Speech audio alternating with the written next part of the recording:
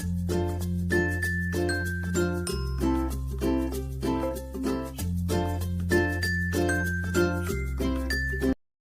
Everyone. Easy physics by N K channel पर आप सभी बच्चों का एक बार पुनः स्वागत है। 12th क्लास की फिजिक्स का चैप्टर नंबर 12 प्रकाश की प्रकृति अपना चल रहा है और आज अपन इसका एक बहुत महत्वपूर्ण टॉपिक पढ़ने वाले हैं। आप सभी बच्चों को मैं बताना चाहूँगा कि ये जो टॉपिक आज अपन पढ़ने वाले हैं ये बोर्ड परीक्षा 2021 जो नया पैटर्न का पेपर आने वाला है उसकी दृष्टि से 4 नंबर के प्रश्नों में सबसे महत्वपूर्ण प्रश्न है। और निसंदेह मैं आप लोगों को बताना चाहूँगा 99.99% ये प्रश्न आप लोगों को बोर्ड पेपर में मिलने वाला है। तो इस प्रश्न को बहुत अच्छे से समझने के लिए इस वीडियो को एंड तक बने रहिए हमारे साथ। और जैसे ही अपना ये चैप्टर कंप्लीट होता है यूनिट नंबर 6 यानी ये जो ऑप्टिक्स है इससे रिलेटेड बोर्ड परीक्षा 2021 में जो इंपॉर्टेंट प्रश्न होने वाले हैं उसका भी आप लोगों को अलग से एक मॉडल पेपर मिल जाएगा केवल इस यूनिट से आने वाले प्रश्नों के लिए। चलिए शुरू करते हैं आज का टॉपिक। आपने पिछले वीडियो में विवर्तन पढ़ लिया है, विवर्तन किसे कहते हैं। उसके बाद में विवर्तन की मुख्य शर्त जो है कि विवर्तक का आकार है वो तरंग दैर्ध्य की कोटि का होना चाहिए। उसके बाद में विवर्तन के दो अलग अलग प्रकार भी पढ़े हैं जिसमें पहला फ्रेनल विवर्तन है और नंबर 2 पे फ्राउनहोफर विवर्तन है। तो वो जो फ्राउनहोफर विवर्तन है उसको आज अपन विस्तार पूर्वक पढ़ने वाले हैं।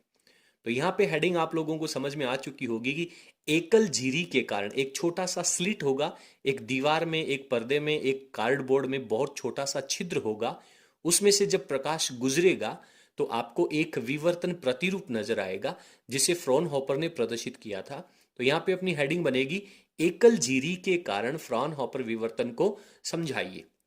इसके लिए अपन व्यंजक भी व्युत्पन्न करने वाले हैं, इसका डायग्राम भी बनाने वाले हैं। 4 नंबर का प्रश्न यहाँ पे आएगा। तो प्रश्न का जो पहला भाग होगा उसमें आपको विवर्तन की डेफिनेशन पूछेगा, विवर्तन किसे कहते हैं, वो आप लोग पिछले वीडियोस में कंप्लीट कर चुके हैं। चलिए शुरू करते हैं आज का टॉपिक। इस टॉपिक में सबसे पहले अपने को इसका डायग्राम बनाना होगा और इसका जो डायग्राम है अगर वो आप लोगों ने अच्छे से समझ लिया तो समझ लीजिए कि 50% टॉपिक आपका यहीं कंप्लीट हो जाता है। तो सबसे पहले मैं यहाँ पे एक बिंदु प्रकाश स्रोत लेता हूं। आप जानते हैं कि सर बिंदु प्रकाश स्रोत की वजह से गोलीय तरंगाग्र उत्पन्न होगा। तो यहां पर मैं गोलीय तरंगाग्र को थोड़ा सा प्रदर्शित कर देता हूं कुछ इस तरह से, ठीक है। और उस गोलीय तरंगाग्र के आगे अपने को एक उत्तल लेंस काम में लेना होगा और उस उत्तल लेंस का जो फोकस बिंदु होगा उस फोकस बिंदु के ऊपर अपने को ये प्रकाश स्रोत रखना है। तो आप लेंस के अंदर बहुत अच्छे से पढ़ के आए हैं कि फोकस बिंदु से आने वाली प्रकाश की किरणें हैं वो अपवर्तन के बाद मुख्य अक्ष के समांतर हो जाएंगी। और यहां पे आपने जो प्रकाश स्रोत लिया है उससे निकलने वाला जो प्रकाश है उसका कोई ना कोई लैम्डा भी होगा, तरंग दैर्ध्य भी होगा। सबसे पहले मैं आपको बता दूं कि यहां पे जो प्रकाश स्रोत है वो एक वर्णी है, मोनोक्रोमेटिक लाइट है। इससे केवल एक ही रंग का प्रकाश आना चाहिए ताकि लैम्डा जो है वो अपना फिक्स हो सके। ये जब प्रकाश यहां से इस उत्तल लेंस से अपवर्तन होगा उसके बाद में ये एक समतल तरंगाग्र की भांति कार्य करेगा। फ्राउनहोफर विवर्तन में इससे ठीक पिछले वीडियो में आपने बहुत अच्छे से पढ़ा है। अब ये जो समांतर प्रकाश की किरणें आएंगी, इन समांतर प्रकाश की किरणों की वजह से जो एक समतल तरंगाग्र बनेगा उस समतल तरंगाग्र को अपन यहां पर एक विवर्तक क्या होता है, जिसकी वजह से प्रकाश का विवर्तन होना है। यानी ये यहाँ पे एक छोटा सा द्वारक हो सकता है, दीवार में एक छोटा सा छिद्र हो सकता है, या फिर यहाँ पे आप लोग एक अवरोधक पट्टिका भी रख सकते हैं। लेकिन यहाँ पे एक सबसे महत्वपूर्ण बात जो है वो ये है कि इस विवर्तक का जो आकार है, विवर्तन कब दिखाई देगा बेटा, विवर्तन दिखाई देने की जो शर्त है वो यहाँ पे पालन होनी चाहिए। तो आपको इस टॉपिक में लिखना होगा कि ये जो विवर्तक है इसका आकार, इसका जो व्यास है वो इस आने वाले प्रकाश की लैम्डा की कोटि का होना चाहिए। यदि इसकी लैम्डा की कोटि का है तो डेफिनेटली अपने को विवर्तन प्रतिरूप नजर आएगा। ये प्रकाश की किरणें हैं। यदि अपन विवर्तन को नहीं समझें तब अपन ये मानेंगे कि ये प्रकाश की किरणें एग्जैक्टली सीधी रेखा में जाएंगी और सीधी रेखा में जाने के बाद में यहां पर इसके आगे अपन एक दूसरा उत्तल लेंस और काम में लेंगे। ये उत्तल लेंस मैं यहां पे बना देता हूं। पहले वाला जो उत्तल लेंस यहां पे आपने काम में लिया है इसको अपन L1 कह देते हैं और ये जो दूसरा उत्तल लेंस जो अभी अपन बना रहे हैं इसको अपन नाम डाल देते हैं बेटा L2, ठीक है। ये मुख्य अक्ष के समांतर आने वाली प्रकाश की किरणें हैं। जब इस दूसरे लेंस से, दूसरे उत्तल लेंस से अपवर्तन इनका होगा तो ये प्रकाश की किरणें इसके फोकस बिंदु के ऊपर एक जगह केंद्रित हो जाएंगी, मिल जाएंगी। ठीक है। और यहां पर ये दोनों प्रकाश की किरणें जो हैं, जो इस द्वारक के बिंदु ए से और बी से होकर के आ रही हैं, इन दोनों की लंबाई बराबर है, इन दोनों के पथ में किसी प्रकार का कोई अंतर नहीं है। तो यहां पे जो अपन एक पर्दा बनाएंगे, जिस पर्दे के ऊपर आपको विवर्तन नजर आना है, उस विवर्तक पर्दे के ऊपर ये प्रकाश की किरणें समान कला में जाएंगी, इनके बीच में कोई पथांतर नहीं होगा, बराबर बराबर दूरियां हैं। इस पॉइंट को मैं पी कह देता हूं। तो ए से पी पे पहुंचने वाली प्रकाश किरण और बी से पी पे पहुंचने वाली प्रकाश किरण, दोनों का पथ बराबर लंबाई का है, यानी पथांतर 0 है। इसलिए यहां पे चमकीली फ्रिंज बनेगी। आप लोगों ने व्यतिकरण के टॉपिक में, संपोषी व्यतिकरण में अच्छे से पढ़ा है। और ये जो पर्दा है, इसको मैं नाम डाल देता हूं एम। क्लियर है? ठीक है सर, ये बात तो हमें समझ में आ गई। लेकिन बेटा एक्चुअली होना क्या है कि ये जो प्रकाश है, जब इसका विवर्तन होगा, विवर्तन का मतलब क्या है, ये तीक्ष्ण किनारे से प्रकाश की किरणें हैं वो मुड़ जाएंगी और मुड़ करके ये प्रकाश की किरण है वो यहां पहुंचेगी। इसी तरीके से इस किनारे से भी प्रकाश की किरण मुड़ करके यहां पहुंचेगी। ठीक है। अब इन दोनों का अगेन अपवर्तन होना है और अपवर्तन के कारण ये प्रकाश की किरणें, मान लीजिए कि इस पॉइंट के ऊपर मिलती हैं और इस पॉइंट को नाम डाल देते हैं अपन P1। ठीक है। आप लोग रेड पेन एग्जाम में यूज नहीं करेंगे, केवल अपन नोट्स में लिख रहे हैं ताकि अपने को ये क्लियरली नजर आए। ये जो P पॉइंट है और P1 पॉइंट है, इन दोनों के जो बीच की दूरी है, उस दूरी को मैं पहले लिख देता हूं स्मॉल x से। ठीक है। तो ये जो P1 पॉइंट है, इस P1 पॉइंट के ऊपर हो सकता है कि संपोषी व्यतिकरण हो सकता है कि विनाशी व्यतिकरण हो। अब आपके दिमाग में प्रश्न आ रहा होगा कि सर व्यतिकरण कैसे हो सकता है? व्यतिकरण के अंदर तो 2 प्रकाश स्रोत होने चाहिए, क्योंकि यंग के डबल स्लिट एक्सपेरिमेंट में अपन पढ़ चुके हैं। तो इसके लिए मैं आपको बताना चाहूंगा कि हाइगेन का तरंग सिद्धांत अपन ने पढ़ा है, और हाइगेन के तरंग सिद्धांत में अपन ने पढ़ा है कि तरंगाग्र के अंदर प्रत्येक बिंदु जो है वो द्वितीयक प्रकाश स्रोत, जिसे अपन ने द्वितीयक तरंगिकाएं कहा था, उसकी तरह कार्य करता है। तो यहां पे पॉइंट ए और पॉइंट बी के ऊपर द्वितीयक तरंगिकाएं बनेंगी, जो 2 अलग अलग प्रकाश स्रोतों की भांति कार्य करेंगी। तो पॉइंट P1 के ऊपर इस पथांतर की वजह से A1 से P1 के ऊपर और B से P1 के ऊपर, एक तो A से P1 और एक B से P1, इन दोनों के बीच में जो पथांतर होगा उसके अकॉर्डिंग अपन कहेंगे, बताएंगे कि P1 के ऊपर संपोषी व्यतिकरण हो रहा है या विनाशी व्यतिकरण हो रहा है। अभी आपके जो भी डाउट्स हैं उनको आप अपने दिमाग में स्टोर करके रखिए। जब टॉपिक आपका 100% कंप्लीट हो जाएगा, आफ्टर दैट अपन चर्चा करेंगे कि आपके दिमाग में कोई डाउट है या सारे डाउट क्लियर हो गए हैं। मैं पूरा विश्वास दिला दूं कि आपके हर एक डाउट को मैं यहाँ पे क्लियर करूंगा। यदि आप इस वीडियो को एंड तक पढ़ते हैं तो निश्चित रूप से बोर्ड परीक्षा 2021 के अंदर 4 अंक प्राप्त करने में आप सक्षम हो जाएंगे। ठीक है। ये जो विवर्तक है, यहां पे अपने को एक काम और करना होगा। काम ये करना है कि यहां से एक प्रकाश की किरण अपने को बिल्कुल सीधी डालनी है, और ये जो सीधी आने वाली प्रकाश की किरण है वो इस विवर्तक को, ये जो द्वारक है उसको एग्जैक्टली 2 भागों में डिवाइड करेगी। और इसका जो बीच वाला पॉइंट है, यहां से भी अपन इनको मिला देते हैं सीधी रेखा के रूप में। तो ये जो पॉइंट है, इस पॉइंट को मैं नाम डाल देता हूं बेटा O। ठीक है। चलिए, अब यहां पे मैं आपको बताना चाहूंगा कि ये जो विवर्तक है या फिर ये जो द्वारक जिसे अपन कह रहे हैं, इसकी जो चौड़ाई है इसको मैं स्मॉल d से रिप्रेजेंट कर देता हूं, यानी A और B के बीच की दूरी है वो स्मॉल d है। अब A से P1 पर और B से P1 के ऊपर जो पथांतर है उसको ज्ञात करने के लिए अपने को क्या करना चाहिए? आपने बहुत अच्छे से पढ़ा है विवर्तन के टॉपिक में कि इस पॉइंट A से अपने को यहां पे एक लंब खींच देना चाहिए, 90 डिग्री का एंगल बना देना चाहिए। यहां पे कुछ इस तरीके से ये लाइन सीधी आएगी A से लेकर के यहां पर, और इस पॉइंट को नाम डाल देता हूं बेटा मैं N। तो ये जो B से लेकर के N की दूरी है वो इन दोनों तरंगों के बीच में पथांतर हो जाएगा, पथ में अंतर हो जाएगा। ठीक है। अब अपने को थोड़ी सी चीज एक और समझनी है कि सर एक ये जो एंगल यहां बनेगा, इस एंगल को अपन थीटा लिख देते हैं, और इस O पॉइंट से देखो, O से लेकर के P की लाइन सीधी है और O से लेकर के अपने को P1 के ऊपर भी ले जाना है। ठीक है। इसको भी अपन डॉटेड लाइन के द्वारा कुछ ऐसे समझा देंगे। तो यहां पे जो एंगल बनेगा, इस पॉइंट के ऊपर जो एंगल बनेगा वो भी आपका कितने डिग्री का होगा, थीटा डिग्री का होगा। अपन पथांतर के बारे में सब चीजों को अच्छे से क्लियर करेंगे। अब हो सकता है कि यहां से प्रकाश की किरण जब दूसरी ओर जाएगी या थोड़ी और मुड़ेगी, तो वो जो दोनों प्रकाश की किरणें हैं वो मान लीजिए कि पॉइंट यहां पे एक दूसरा पॉइंट है जिसको नाम मैं P2 डाल देता हूं। आपके दिमाग में प्रश्न आ रहा होगा कि सर क्या ये P1 और P2 पॉइंट केवल इस P से ऊपर की तरफ होंगे या फिर नीचे की तरफ भी हो सकते हैं? डेफिनेटली ये जैसे प्रकाश की किरणें ऊपर की तरफ मुड़ रही हैं वैसे इस नीचे वाले किनारे से मुड़ करके भी इस पर्दे के ऊपर प्राप्त होंगी। तो डायग्राम थोड़ा कॉम्प्लिकेटेड ना हो, इजी बने, इसलिए अपन केवल एक तरफ की कहानी को पढ़ेंगे। इस पॉइंट P से नीचे की तरफ बिल्कुल सेम इसी तरीके की कहानी फॉलो होनी है। डायग्राम अपना कंप्लीट हो चुका है। इस डायग्राम को आप प्रयास कीजिए, एक्सरसाइज कीजिए, प्रैक्टिस कीजिए बार बार रफ कॉपी में बना करके, क्योंकि एग्जामिनर की जो सबसे पहली नजर है वो आपके इस डायग्राम पे पड़ती है। और यदि डायग्राम आपका 100% ठीक है तो एग्जामिनर ये मान करके चलता है कि आपका टॉपिक है वो अच्छे से लिखा है।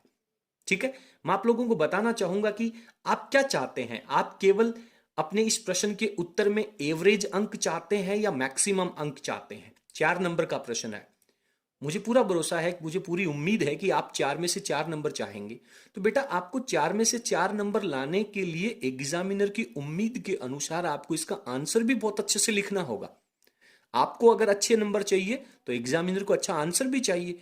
तो ये डायग्राम कंप्लीट होने के बाद में अपन इस डायग्राम के बारे में, इसकी बनावट के बारे में बहुत शॉर्ट, बहुत छोटा सा एक पैराग्राफ भी लिखना होगा। आप स्क्रीन को पॉज करके ये डायग्राम बना लीजिए। इतने में मैं यहाँ पे नीचे आप लोगों को इसकी कहानी लिख देता हूं, उसके बाद में अपन एक्सप्लेन करते हैं। तो यहां पर अपन ने लिखा है, बहुत शॉर्ट फॉर्मेट में लिखना है कि बिंदु प्रकाश स्रोत एस, ये जो बिंदु प्रकाश स्रोत एस है उसको उत्तल लेंस का नाम लिख दीजिए। उत्तल लेंस के, या फिर सीधा जाने दीजिए उत्तल लेंस, या फिर उत्तल लेंस L1 लिख दीजिए, बढ़िया रहेगा। उत्तल लेंस L1 के फोकस पर रखते हैं। ठीक है, इस उत्तल लेंस के फोकस पे रखते हैं जिससे समतल तरंगाग्र प्राप्त होता है। आपको लिखने की आवश्यकता नहीं है कि बिंदु प्रकाश स्रोत से गोलीय तरंगाग्र बनेगा, वो फिर अपवर्तन के बाद समतल तरंगाग्र के रूप में बन जाएगा। क्लियर, बहुत इजी लिखें, समतल तरंगाग्र प्राप्त होता है। ठीक है, उसके बाद में ये जो विवर्तक है, इस विवर्तक ए बी की जो चौड़ाई है वो प्रकाश के तरंग दैर्ध्य की कोटि का या परास का होना चाहिए। प्रकाश के तरंग दैर्ध्य की परास के समान है, क्योंकि तभी तो विवर्तन प्रतिरूप नजर आएगा। उसके बाद में जब ये प्रकाश के तरंग दैर्ध्य की कोटि के समान है तो डेफिनेटली शर्त के अकॉर्डिंग अपन पढ़ चुके हैं कि इसका विवर्तन होगा। और वो जो विवर्तन प्रतिरूप है उसको लेंस L2 की सहायता से पर्दे M के ऊपर, ये जो पर्दा M है इसके ऊपर इसे अपन फोकसित कर लेते हैं। क्लियर है? अब अपन इसका सिद्धांत लिखते हैं। बहुत छोटा सा सिद्धांत अपने को लिखना होगा इजी फॉर्मेट में। आप इसको स्क्रीन को पॉज करके लिखें, मैं इतने में आपको आगे सिद्धांत लिख देता हूं। अब यहां पे सिद्धांत में देखिए अपन ने बहुत अच्छे तरीके से कम शब्दों को लिखने का प्रयास किया है कि बिंदु ए व बी से, ये पॉइंट ए और बी है, उससे पी पर, ये जो बीच वाला पॉइंट पी है, पी पर पहुंचने वाली तरंगों के मध्य पथांतर शून्य होने से केंद्रीय उच्चिष्ट प्राप्त होता है। उच्चिष्ट का मतलब होता है चमक उत्पन्न होना, दीप्त उत्पन्न होना, ब्राइटनेस उत्पन्न होना। और केंद्रीय क्यों कहा? क्योंकि ये दोनों तरफ के बीच में है तो इसे केंद्रीय उच्चिष्ट अपन कहेंगे, सेंट्रल मैक्सिमा प्राप्त होता है। एवं इसके दोनों ओर, इस केंद्रीय उच्चिष्ट के ऊपर और नीचे दोनों तरफ की बात कर रहे हैं, दोनों तरफ अदीप्त और दीप्त विवर्तन बैंड प्राप्त होते हैं। इससे ऊपर अदीप्त, उसके बाद में दीप्त, फिर अदीप्त और फिर दीप्त, एकांतर क्रम में अलग अलग आपको बैंड प्राप्त होंगे। बैंड का मतलब है फ्रिंजें प्राप्त होंगी, थोड़ी सी जगह पे चमक, फिर अंधेरा, फिर चमक, फिर अंधेरा, इस तरह से उत्पन्न होता है। अब इसकी उत्पत्ति का कारण क्या है? हाइगेन के द्वितीयक तरंग सिद्धांत से, आपको ज्यादा नहीं लिखना है, हाइगेन का द्वितीयक तरंग सिद्धांत क्या है इतना लिखते ही एग्जामिनर अपने आप सोच लेगा। फिर द्वितीयक तरंग सिद्धांत से जब पथांतर उत्पन्न होगा, पथांतर की वजह से बिंदु P1 और बिंदु P2 के ऊपर, पहले P1 लिखेंगे उसके बाद P2 लिखेंगे, बिंदु P1 और P2 पर निम्निष्ट यानी डार्कनेस, अंधेरा, अदीप्त, और उसके बाद में बिंदु P2 के ऊपर उच्चिष्ट यानी मैक्सिमा प्राप्त होता है। उनको क्या क्या नाम दिया जाएगा, किस तरीके से उनके ऊपर उच्चिष्ट और निम्निष्ट बनेगा, क्या उनके बीच में पथांतर होने की शर्त है, हर एक चीज को अब अपन आगे विस्तार से पढ़ेंगे। इतनी चीज आपको क्लियर होनी चाहिए। डायग्राम को लिखें, नोट्स को लिखें और उसके बाद में दोबारा एक बार डायग्राम को पढ़ते हुए अपने दिमाग से खुद के साथ बातें करते हुए आपको इन सभी बातों के साथ सहमत होना है। ठीक है, स्क्रीन को पॉज करके लिख लीजिए। अब अपन बात करेंगे कि इस केंद्रीय उच्चिष्ट के यहां पर x दूरी के ऊपर जो पॉइंट P1 आपने लिया है, इसके ऊपर यदि अंधेरा डार्कनेस प्राप्त होती है, निम्निष्ट अपन जिसे कह रहे हैं वो प्राप्त होता है, तो उसकी स्थिति क्या है, उसका कारण क्या है, उसके बारे में विचार करेंगे। उसके बाद में अपन कहेंगे उच्चिष्ट के बारे में। उसके बाद में जो चमक उत्पन्न होंगी P2 के ऊपर, जो मैक्सिमा प्राप्त होगा, उसके लिए क्या क्या शर्तें हैं, दोनों को अपन अलग अलग क्लियर करते हैं। ठीक है, फटाफट आप स्क्रीन को पॉज कर लीजिए, इतने सारे जो नोट्स लिखे हैं वो लिख लीजिए, उसके बाद में अपन आगे चलते हैं। पहले मैं आपको थोड़ा सा समझा देता हूं, ध्यान दे बेटा, कि इस P1 पॉइंट की बात करते हैं। पथांतर कितना है? पथांतर तो सर B से लेकर के N के बीच की दूरी है। यदि ये BN है और ये जो चौड़ाई D आपने ले रखी है, यहां पे एंगल थीटा बन रहा है और अपने बहुत क्लियर कहा था कि यहां पे अपन लंब खींच रहे हैं, तो ABN आपके पास एक समकोण त्रिभुज बन गया।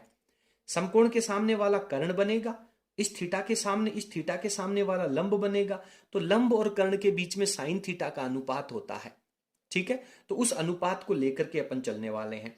यदि ये पथांतर जो है वो Bn की वैल्यू यदि लेमडा आ जाए, लेमडा के बराबर पथांतर अगर हो जाए, तो ध्यान से सुनना, AB के बीच का पॉइंट O है, तो आधी दूरी तो हो गई AO, यानी A और O के बीच का जो प्रकाश है वो जब P1 पे पहुंचेगा और O तथा B के बीच का जो प्रकाश है वो जब P1 पे पहुंचेगा, तो टोटल प्रकाश की वजह से पथांतर Bn है, जो कि लेमडा मान रहे हैं अपन।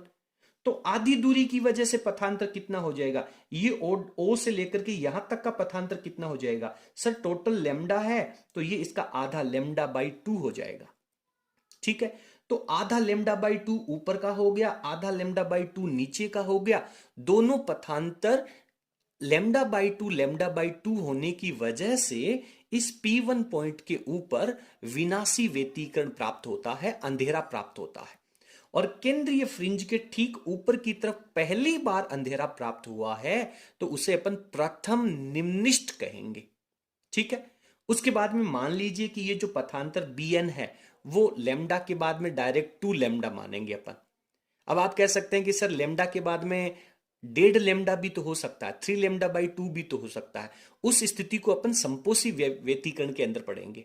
ठीक है, पहले अपन केवल P1 पॉइंट के ऊपर विनाशी व्यतिकरण को ले रहे हैं।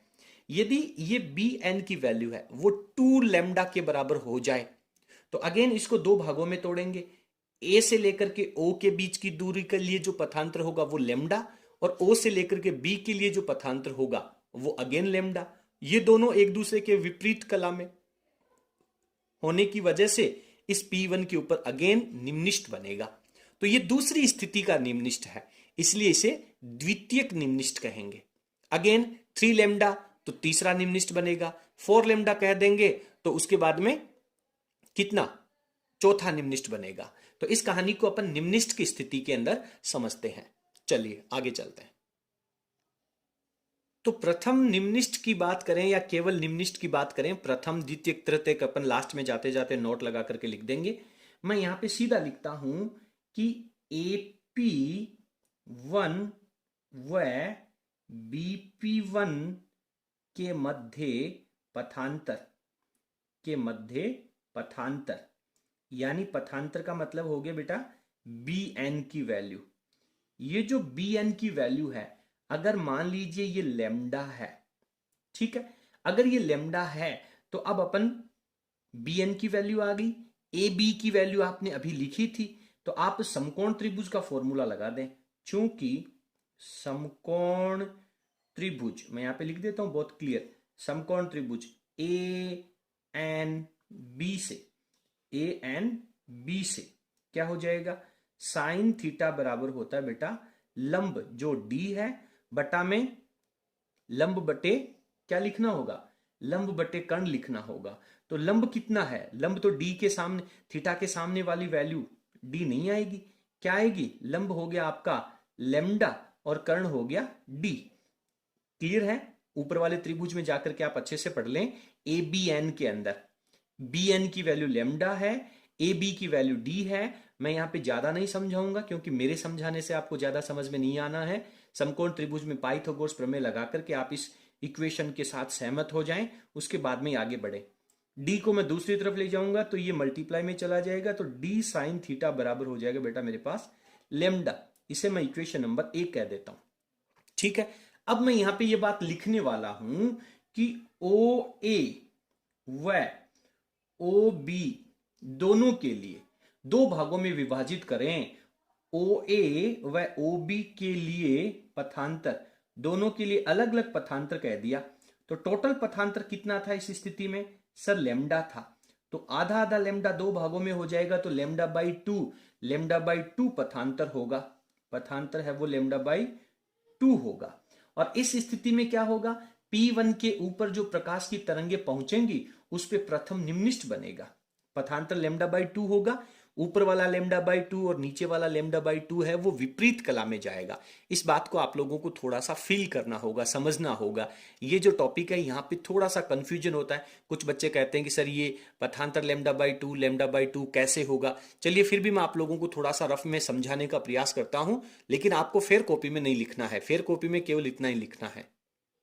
इसको आप कुछ इस तरह से समझ लीजिए बेटा कि ये पॉइंट ए है, ये पॉइंट अपना बी है और ये इसके बीच वाला पॉइंट ओ है। और आपने ये पॉइंट, ये पर्दा ले रखा और इस पर्दे पे पॉइंट पी ले रखा, P1 यहां पे ले लिया। P है वो तो इसके सामने एग्जैक्टली यहां पर है। तो एक तो प्रकाश की तरंग जाएगी यहां से, दूसरी प्रकाश की तरंग जा रही है यहां से, और इसके बीच में ये अपने डॉटेड लाइन में लाया है। बी से अपन ने इसके ऊपर एक ए से बी P1 के ऊपर लंब खींचा है n। आप कह रहे हो कि सर ये जो Bn है वो लेमडा है, तो लेमडा का मतलब हो गया बेटा ये एक तरंग ऐसे बनेगी। एक तरंग की जो दूरी होती है या एक चक्र पूरा होने में जो लंबाई होती है उसे तो लेमडा कहते हैं। तो इस लेमडा को मैंने दो भागों में तोड़ दिया, तो ये वाली स्थिति में लेमडा कितना हो जाएगा, आधा, यानी इतना प्रतिरूप होगा। और नीचे वाला लेमडा जो होगा वो इस ऊपर वाले लेमडा के विपरीत कला में है, एग्जैक्टली एक दोनों के विपरीत हैं। और आप लोगों ने व्यतिकरण में पढ़ा है कि यदि विपरीत कला में तरंगे अध्यारोपित होती हैं तो विनाशी व्यतिकरण होता है। क्लियर है मेरी बात? तो ये दोनों विपरीत कला में होने की वजह से जब यहां पे अध्यारोपित होंगी तो विनाशी व्यतिकरण होगा। तो इस स्थिति में डायरेक्ट आप लोगों के पास क्या हो जाएगा, आपके पास हो गया सर डी साइन थीटा बराबर लेमडा। ये तो हो गया आपके पास प्रथम निम्निष्ठ। ध्यान दें पहली बार आ रहा है तो इसे अपन प्रथम निम्निष्ठ कहेंगे। ठीक है, प्रथम निम्निष्ठ। इसके बाद में मान लीजिए कि आप nवें क्रम के निम्निष्ठ की बात कर रहे हो, तो मैं यहां पे लिखता हूं nवें निम्निष्ठ के लिए पथांतर। nवें निम्निष्ठ के लिए पथांतर कितना हो जाएगा बेटा, पहले निम्निष्ठ के लिए लेमडा, दूसरे निम्निष्ठ के लिए 2 लेमडा, तीसरे निम्निष्ठ के लिए 3 लेमडा, तो nवें निम्निष्ठ के लिए n लेमडा। तो n लेमडा की वजह से ये इक्वेशन क्या बन जाएगी सर, ये इक्वेशन बन जाएगी साइन थीटा, nवें निम्निष्ठ के लिए एंगल को थीटा n कह दूं, और ये जो d है उसको बटा में भेज दूं, तो लेमडा बाई n पहले निम्निष्ठ में हो रहा है, तो इसमें क्या हो जाएगा n लेमडा अपॉन d। इसे आप समीकरण नंबर 2 कह दीजिए। ठीक है, और इसको मैं ये भी कह सकता हूं कि मान लीजिए यदि थीटा जो है वो अल्प है, बहुत थोड़ा सा है एंगल, तो उस स्थिति में आप जानते हैं कि सर साइन थीटा होगा that is approximate equals to theta हो जाएगा। तो इसी इक्वेशन को आप ये कह सकते हैं theta n is equals to n lambda upon d। इसे नया समीकरण नंबर डाल दीजिए। अब यदि n की जगह आप 1 रखेंगे तो पहला निम्निष्ठ, n की जगह 2 रखेंगे तो दूसरा निम्निष्ठ, यानी उसके बाद P1 से ऊपर की तरफ चलते जाएंगे। तो ये निम्निष्ठ की स्थिति में आपको नोट्स के रूप में केवल इतना सा लिखना है, समझने के लिए आप रफ कॉपी में इसको अच्छे से समझ सकते हैं, परीक्षा में ज्यादा नहीं लिखना है। अब अपन बात करते हैं कि P1 पॉइंट के ऊपर उच्चिष्ठ बनेगा तो क्या होगा, उसके लिए भी मैं आप लोगों को समझा देता हूं। फटाफट आप इसको स्क्रीन को पॉज करके लिख लीजिए, आगे चलते बेटा। अब निम्निष्ट के बाद में दूसरी तरफ जो द्वितीयक उच्चिष्ट प्राप्त होगा उसके लिए पढ़ते हैं। पहले आप रफ में समझ लीजिए, ये आपके पास वही आपका विवर्तक है, ए बी वाला हिस्सा, इसका पॉइंट ओ है, ये पॉइंट पी है इस पर्दे के ऊपर यहाँ पे बीच में, और यहाँ पे अपन P1 मान लेते हैं। तो अब यहां से प्रकाश की तरंगें यहाँ पे पहुंचेंगी, ये वाली स्थिति होगी। अब की बार आपको क्या करना है कि आप मान लीजिए कि ये जो पथांतर एन पॉइंट के ऊपर बी एन लिया है, ये बी एन की जो वैल्यू है अगर वो 3 लैम्डा बाई 2 हो जाए तो इस 3 लैम्डा बाई 2 को लैम्डा बाई 2, लैम्डा बाई 2 और लैम्डा बाई 2 तीन भागों में तोड़ सकते हैं। तो इसको आप तीन भागों में तोड़ लीजिए बराबर दूरी पर। एक पॉइंट ये हो जाएगा, दूसरा पॉइंट ये नीचे वाला हो जाएगा, और तीसरा गैप ये बच गया। समझे? देखें, पहला गैप है वो ये वाला है, दूसरा गैप है वो ये है, और तीसरा गैप है वो ये है। तो यहां से भी प्रकाश यहां पे पहुंचेगा और यहां से भी प्रकाश इस पॉइंट P1 के ऊपर पहुंचने वाला है। तो यदि यहां पे ये जो गैप है वो 3 लैम्डा बाई 2 के बराबर है, कुछ ऐसे, तो इसमें से ये जो पहला गैप होगा वो ऊपर वाला पथांतर ले लेगा, ये दूसरा गैप है वो ऐसे पथांतर लेने वाला है, यानी ये दोनों पथांतर एक दूसरे के विपरीत कला में हो जाएंगे। तो केवल ये जो तीसरा हिस्सा है लैम्डा बाई 2 का वो शेष रहेगा। तो यहां पर पहला लैम्डा बाई 2 दूसरा लैम्डा बाई 2 की वजह से विनाशी व्यतिकरण करेगा, और ये जो तीसरा टुकड़ा है इसका, जो तीसरा लैम्डा बाई 2 है, वो यहां पे चमक उत्पन्न करेगा, इसलिए इसे उच्चिष्ट कहते हैं। ठीक है, अब आपके दिमाग में प्रश्न आ रहा होगा कि सर इसे द्वितीयक उच्चिष्ट क्यों कहते हैं? देखिए, सेंटर पॉइंट के ऊपर जो उच्चिष्ट है उसे अपन केंद्रीय उच्चिष्ट कह रहे हैं। तो इस केंद्रीय उच्चिष्ट के ऊपर की तरफ यदि कोई पहली बार कोई दूसरा अन्य उच्चिष्ट प्राप्त हो रहा है, सेंटर वाले को तो केंद्रीय उच्चिष्ट कह दिया, उसके बाद में यहां पे जो पहला उच्चिष्ट होगा उसे द्वितीयक उच्चिष्ट कहेंगे। लेकिन कौन सा? प्रथम द्वितीयक उच्चिष्ट, पहली बार दूसरे तरह का कोई उच्चिष्ट प्राप्त हो रहा है तो इसे प्रथम द्वितीयक उच्चिष्ट कहेंगे। अभी वीडियो के एंड में अपन इसका ग्राफ, इसका विवर्तन प्रतिरूप भी बनाएंगे, तब आपको और अच्छे से क्लियर हो जाएगा। इसके बाद में ये तो सर 3 लैम्डा बाई 2 हो गया, यदि मैं इसको 5 लैम्डा बाई 2 ले लूं तो क्या हो जाएगा? इस लैम्डा बाई 2 के 5 टुकड़े हो जाएंगे। तो 5 टुकड़ों में से पहले वाले 2 टुकड़े विपरीत कला में मिलेंगे, तीसरा और चौथा टुकड़ा विपरीत कला में मिलेगा। तो इन दोनों की और इन दोनों की वजह से तो विनाशी व्यतिकरण होगा, और जो एंड वाला टुकड़ा है वो यहां पे चमक उत्पन्न करेगा। लेकिन इसकी जो चमक है वो पिछली स्थिति की जो चमक थी, कौन सी? 3 लैम्डा बाई 2 की जो चमक थी उसकी तुलना में इसकी चमक थोड़ी फीकी हो जाएगी, कम हो जाएगी, कम चमक इसकी उत्पन्न होगी। क्लियर है? तो चलिए अब मैं यहां पे द्वितीयक उच्चिष्ट के लिए मिनिमम कम से कम शब्दों में लिख देता हूं। बोर्ड परीक्षा में इतना लिखेंगे तो आपको सफिशिएंट पूरे मार्क्स मिलेंगे।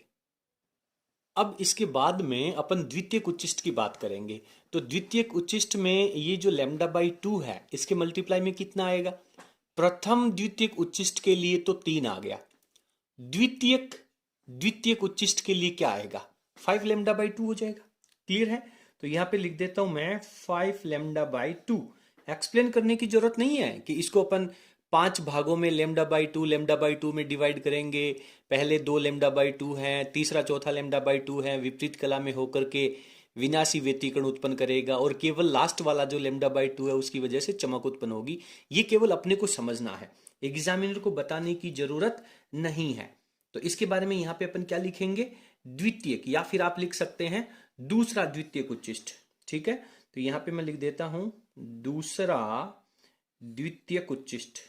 ठीक है, कुछ इस तरह से दूसरा द्वितीयक उच्चिष्ट ऐसे लिखोगे तो परीक्षा में आपको पूरे मार्क्स मिलेंगे और कम समय में आप कंप्लीट कर पाएंगे। अब nवें उच्चिष्ट के लिए क्या हो जाएगा बेटा, बताएं? 3 आया, 5 आया, सर ये तो विषम संख्या आ रही है। तो विषम संख्या आने के लिए अपने को 2n प्लस 1 लैम्डा बाई 2 लिखना होगा, और यहां पे लिखना होगा nवां द्वितीयक उच्चिष्ट। ठीक है, nवां द्वितीयक उच्चिष्ट। अब मेरे दिमाग में एक प्रश्न यह आ रहा है कि सर n की जो वैल्यू है क्या वो 0 से शुरू होगी क्या? अगर n की जगह 0 रखूंगा तो ये 0 हो गया, ये 1 लैम्डा बाई 2, सिर्फ लैम्डा बाई 2 हुआ। लेकिन लैम्डा बाई 2 की स्थिति में तो पहला उच्चिष्ट नहीं आता है, तो n का जो मान है वो प्लस माइनस 1 से शुरू करना है, प्लस माइनस 2 से शुरू करना है। ऐसा क्यों?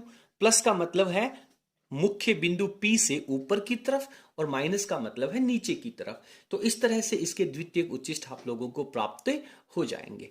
इतना करते ही आपका ये टॉपिक है वो कंप्लीट हो जाएगा। तो 1 नंबर का इसमें विवर्तन की परिभाषा पूछेगा। 2 नंबर के प्रश्न में एकल झिरी के कारण फ्रॉनहोफर विवर्तन को समझाइए, जो अभी अपन ने पढ़ा है वो लिखना है। और इसके एंड में 1 नंबर का और सेपरेट प्रश्न पूछेगा कि विवर्तन प्रतिरूप में जो ऊर्जा वक्र है या विवर्तन के जो उच्चिष्ट और निम्निष्ट का जो वक्र है वो बनाइए। तो अब अपन आप पहले स्क्रीन को पॉज करेंगे, ये नोट्स लिखेंगे और अब अपन इसके बाकी का जो पार्ट है उसको कंप्लीट करते हैं। तो ये यहां पे अपन ने विवर्तन प्रतिरूप का तीव्रता वक्र बनाया है, लेकिन इसके साथ में बहुत सारी इंपॉर्टेंट चीजें अपने को दर्शानी है, अन्यथा ये जो डायग्राम है वो गलत हो जाता। देखिए एक्स एक्स के ऊपर यहां पे ले लेते हैं अपन पथांतर। क्या ले लेते हैं? पथांतर। बात को समझने का प्रयास करना बेटा, पथांतर। ओके। और वाई एक्स के ऊपर अपन ले लेते हैं तीव्रता। ठीक है। और इस तीव्रता में जो सेंटर पॉइंट है उसकी तीव्रता को मैं आई नोट से रिप्रेजेंट कर देता हूं। आई नोट है वो मैक्सिमम तीव्रता होगी जिसे अपन केंद्रीय उच्चिष्ट कह रहे हैं। अब इस केंद्रीय उच्चिष्ट के यहां पे बहुत ध्यान से सुनना, ये आपके पास क्या प्राप्त हो रहा है? ये पहला निम्निष्ट प्राप्त हो रहा है। सर लेकिन निम्निष्ट में तो आपने हमें पथांतर लेमडा बताया था। डेफिनेटली यहां पे अपने पास पथांतर लेमडा होगा, लेकिन इसके अंदर साइन थीटा के रूप में, मान लीजिए आप इसे कलांतर कह रहे हो, यहां पे ध्यान देना, कलांतर आप इसे कह रहे हो, थीटा के फॉर्मेट में आप लिख रहे हो, थीटा लिख रहे हो यहां पे। तो कलांतर में अपन ने क्या लिखा था समझे, देखे, याद है क्या आपको? अपन ने लिखा था कि sine theta equals to N lambda upon D, और यदि n का मान 1, 2, 3 अगर ये आता है तो ये तो आपके पास उच्चिष्ट प्राप्त होता है। क्या प्राप्त होता है? उच्चिष्ट नहीं होगा, वागलू निम्निष्ट होगा। निम्निष्ट प्राप्त होता है, जैसा मैं कह रहा हूं उसमें साथ में ध्यान भी रखना। पढ़ा था ना पहली स्थिति में। और उसके बाद में अपन ने कहा था कि साइन थीटा का मान 2n+1 लेमडा बाई डी। देखो ये डी है वो यहाँ पे गुणा में था, ठीक है ना, और वो यहां से आकर के यहाँ पे डिवाइड में हो जाएगा। और इस स्थिति में n का मान क्या है? +-1। ये +-1 यहां पर भी है, प्लस माइनस सब जगह है, +-2 है, +-3 है। तो इस स्थिति में आपके पास क्या प्राप्त हो रहा था बताइए? उच्चिष्ट प्राप्त हो रहा था। ये उच्चिष्ट की स्थितियां थी। ठीक है। तो यहां पे आपने ये कहा था कि थीटा बहुत अल्प है, तो ये वैल्यू जो है वो थीटा के बराबर हो जाएगी और ये वैल्यू भी थीटा के बराबर हो जाएगी। और थीटा को अपन क्या कहते हैं? कलांतर कहते हैं। तो यहां पर आपको एक्स एक्स के ऊपर कलांतर लेना है, और ये जो कलांतर है वो पथांतर की फॉर्मेट में आएगा। तो अक्सर बच्चे क्या करते हैं कि यहाँ पे लैम्डा दर्शाते हैं, और इंटेलिजेंट बच्चों की बात कर रहा हूं मैं, क्योंकि डफर जो है उनको तो पता ही नहीं है कि कलांतर और पथांतर क्या होता है। तो यहाँ पे आप लैम्डा लिखोगे लेकिन वो पथांतर नहीं है, वो कलांतर होगा, और इस कलांतर को अपन थीटा के फॉर्मेट में लिखेंगे। तो पहला कलांतर कितना है सर? Lambda upon D. तो लैम्डा अपॉन डी की स्थिति में क्या आया था? प्रथम निम्निष्ठ आया था। 2 लैम्डा अपॉन डी की स्थिति में दूसरा निम्निष्ठ, 3 लैम्डा अपॉन डी की स्थिति में तीसरा निम्निष्ठ, और सिमिलरली इस तरफ ले लीजिए, minus lambda upon D, -2 lambda upon D, -3 lambda upon D, ये स्थितियां आ जाएंगी। ठीक है। अब यहां पर जो पहला उच्चिष्ट बन रहा है, तो पहले उच्चिष्ट की जो तीव्रता है वो हालांकि आप लोगों के सिलेबस में नहीं है, लेकिन मैं थोड़ी सी आगे की फिजिक्स पढ़ाना चाहूं, बीएससी की लेवल की या नीट लेवल की अगर अपन फिजिक्स पढ़ना चाहें, तो इसकी जो तीव्रता है वो I0/22 होता है, यानी केंद्रीय उच्चिष्ट की तीव्रता का 22वां हिस्सा रहेगा। और नंबर 2 का जो दूसरा द्वितीयक उच्चिष्ट होगा उसकी तीव्रता है वो I0/61 रहेगी। ये आप लोग बीएससी में जो मैथमेटिक्स के स्टूडेंट हैं वो बीएससी की फिजिक्स में पढ़ने वाले हैं। ठीक है। तो ये आपको यहाँ पे लिखने की आवश्यकता नहीं है, केवल आप I0 लिखेंगे तो भी क्लियर हो जाएगा। इसके साथ ही अपना आज का जो टॉपिक है वो यहाँ पे कंप्लीट हो जाता है। उम्मीद करता हूं कि पूरा टॉपिक आप लोगों को बहुत अच्छे से समझ में आया होगा। यदि आपको हमारा वीडियो पसंद आया हो तो प्लीज आप इसे लाइक करें और इसे अपने सभी मित्रों के साथ शेयर जरूर करें, और इस प्रश्न को आप बोर्ड परीक्षा 2021 के लिए अच्छे तरीके से तैयार कर लें। अगले वीडियो में अपन केंद्रीय उच्चिष्ट की जो चौड़ाई है, ये केंद्रीय उच्चिष्ट है, जब तक पहला निम्निष्ठ दोनों तरफ पहला निम्निष्ठ नहीं मिले तब तक इसके बीच की जो दूरी है उसे अपन क्या कहेंगे? केंद्रीय उच्चिष्ट की चौड़ाई कहेंगे। तो ये जो केंद्रीय उच्चिष्ट की चौड़ाई है इसको ज्ञात करने का फॉर्मूला अपन अगले वीडियो में पढ़ने वाले हैं, वो भी बोर्ड परीक्षा की दृष्टि से महत्वपूर्ण हो सकता है। चलिए बने रहिए हमारे साथ। यदि आप हमारे चैनल पे नए हैं तो प्लीज चैनल को सब्सक्राइब करें और बेल आइकन प्रेस करें ताकि आगे आने वाले वीडियो का नोटिफिकेशन आपको सबसे पहले मिल सके। बहुत बहुत धन्यवाद।